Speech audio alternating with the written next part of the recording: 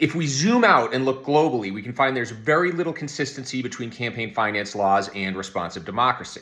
What differentiates more stable, responsive democracies from the United States isn't necessarily how we finance campaigns, but rather how we elect candidates into office. See, in the United States, we use a system known as first past the post, where the candidate with the most votes, not a majority, but the most, wins. This is important because this creates the phenomenon of vote splitting, where voting for a third-party candidate might inadvertently tilt the election in favor of the candidate I like the least. Systems like this create an incentive for voters to line up behind one of two major parties. This is a phenomenon known as Duverger's law.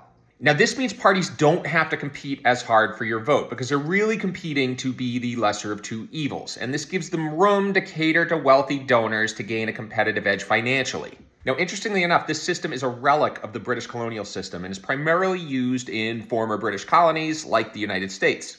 Now, the more common system for allocating seats in government is one known as proportional representation. This is where a party's share of seats in government is proportional to its percentage of the popular vote.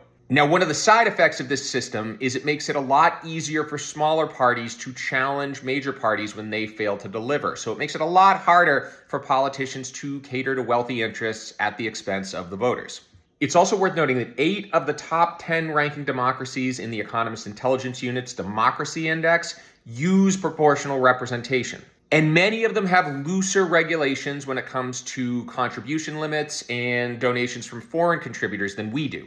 So I'm not saying that campaign finance law is a bad thing or that we shouldn't be pushing for tighter restrictions on campaign donations. But what I am saying is that proportional representation can fix this problem and also eliminate a lot of the structural barriers that the two major parties use to prevent any real political competition, like ballot access laws and partisan gerrymandering. If you want to learn more, check out Fix Our House. They're an organization pushing to implement proportional representation in the House of Representatives, and FairVote, who has been fighting to change America's system of elections for decades.